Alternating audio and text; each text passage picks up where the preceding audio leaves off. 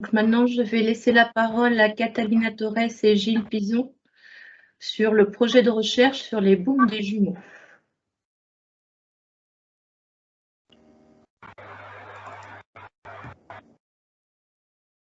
Bonjour, nous faisons une présentation d'un projet de recherche sur les booms des jumeaux. Nous sommes deux à présenter ce travail.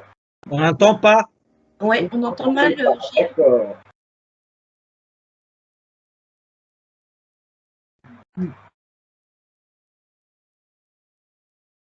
Pourtant, j'ai mis mon...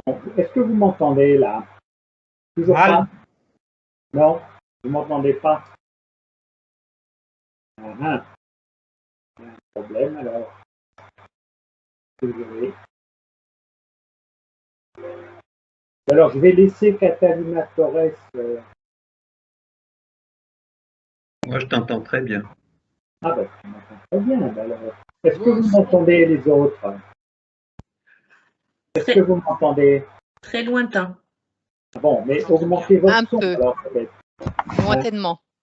Voilà. Alors, est-ce que je vais ouvrir mon partage? C'est le problème.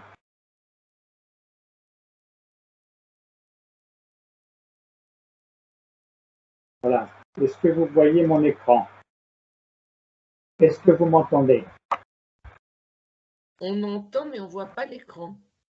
Alors, est-ce que vous le voyez là? Non, toujours pas? Non. Partagez.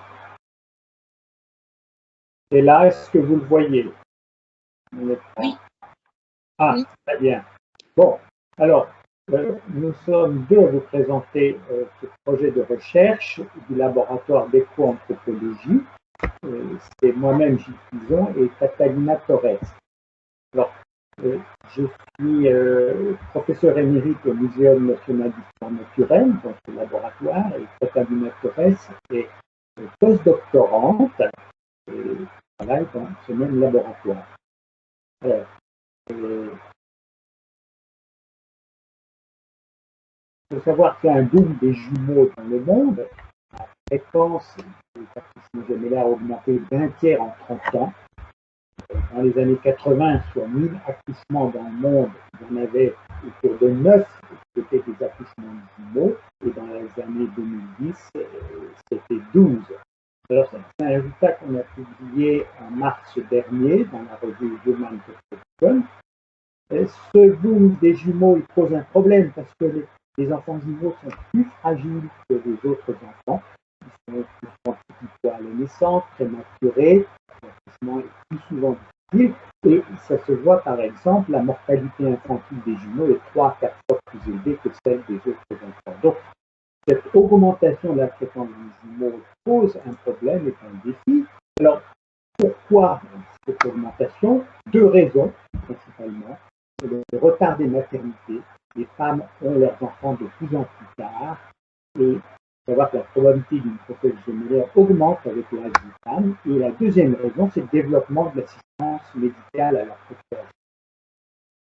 Alors, nous menons un projet de recherche qui s'appelle Jumeaux, qui est financé par l'ANR et qui est réalisé en collaboration entre le Muséum et l'Institut national d'études démographiques. Il s'agit de mieux connaître la situation et les évolutions, parce que la fréquence des jumeaux, son évolution varie d'un pays à l'autre et d'un continent à l'autre.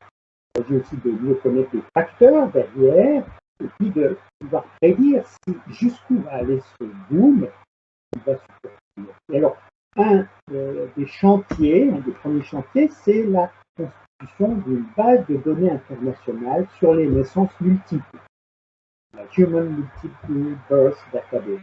Et donc, je vais passer la parole à Catalina Torres pour vous la présenter. Donc, Catalina, la parole est à toi. Merci Gilles. Est-ce que vous m'entendez? Oui, Oui, merci.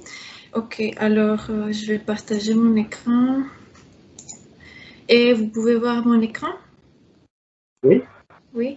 Oui. Et, ok, alors bonjour. Je vais très rapidement présenter la base de données sur les naissances multiples, Human Multiple Births Database.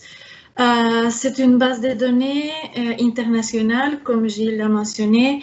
Dans cette base de données, nous fournissons notamment le nombre et les taux de naissances gemellaires, mais aussi pour les autres naissances multiples lorsque ces données sont disponibles, donc les triplés, les quadruplés, etc. Et cette base de données, elle fournit des séries chronologiques annuelles pour plusieurs pays.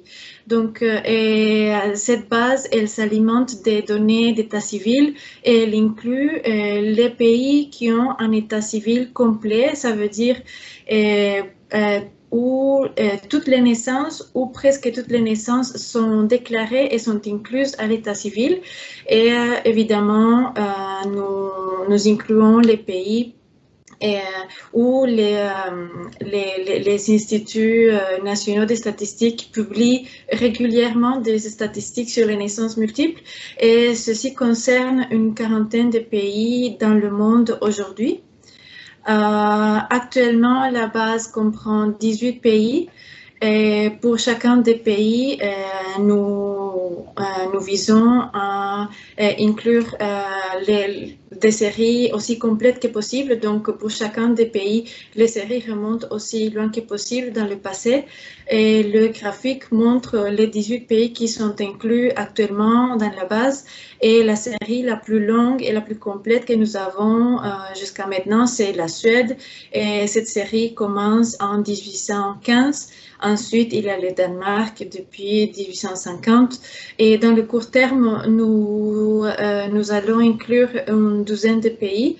Et puisque cette base s'alimente des données d'état civil et il y a des améliorations considérables dans d'autres pays, et dans le long terme, nous voulons inclure et le plus de pays possible au fur et à mesure que les données d'état civil s'améliorent dans d'autres pays, dans d'autres régions du monde. Très rapidement, je montre ici les variables que nous mettons à disposition dans la base de données. Il y a les pays et aussi un code pour la source de données, l'année de référence.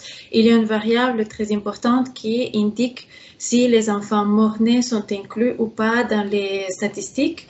Et ensuite, il y a plusieurs variables qui montrent la distribution des accouchements selon la multiplicité. Donc, s'il s'agit d'accouchement simple ou d'accouchement double ou triple, etc.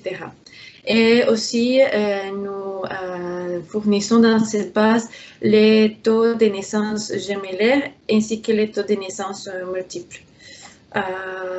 Donc, la HMBD, cette base de données, nous visons à attirer l'attention de tous les publics intéressés par les naissances multiples, pas seulement les chercheurs. Et pour ceci, nous voulons donner libre accès à tous les matériels dans le site web de la base de données. Donc, c'est twinbirds.org. Et dans ce site, il y a la base de données complète, mais il y a aussi des fichiers de métadonnées par pays. Et ces fichiers incluent les données brutes, des sources, des notes spécifiques pour chaque pays, des définitions et des avertissements pour bien comprendre les spécificités des données de chaque pays. Il y a aussi une page où des points clés sur les données sont très bien expliqués. Et nous avons également créé des applications interactives que je vais montrer plus tard pour très rapidement faciliter une visualisation des données. Et tous les codes qui ont été créés pour créer toutes les variables, par exemple, sont disponibles également dans le site. Et il y a aussi une liste des références vers d'autres ressources comme des études sur les naissances multiples ou des données complémentaires. Donc, je vais très rapidement vous montrer les sites. Est-ce que vous voyez le site ou pas? Non? Non. Non? Ok. Donc, je fais juste un instant, s'il vous plaît. OK, maintenant c'est bon? Oui. Oui. OK, merci. Alors, ça, c'est le site que nous avons créé. Donc, il est en français et en anglais. Et la page d'accueil avec une introduction à cette thématique des naissances multiples. Et les points clés avec les explications sur les données. L'accès à la base de données et toutes les métadonnées sont ici. Et les crédits. Et très rapidement, je vais vous montrer une de ces applications interactives pour voir rapidement les contenus de la base. Ça prend un petit peu de temps.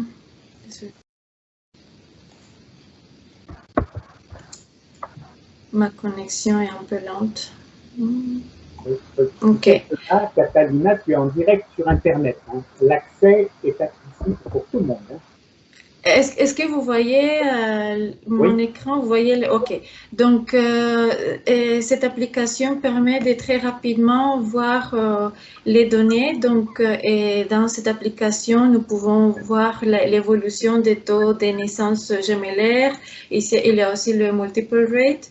Mais nous allons voir ici les taux de naissance gemellaires et nous pouvons comparer plusieurs pays, par exemple, pour voir les évolutions dans le temps et voir les différences entre les pays.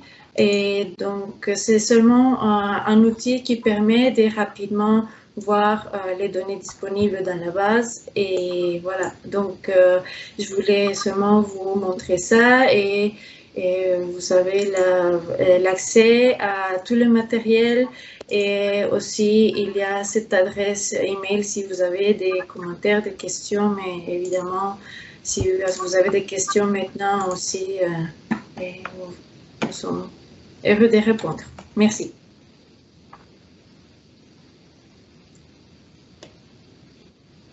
Pas de questions? Bon, ben merci en tout cas.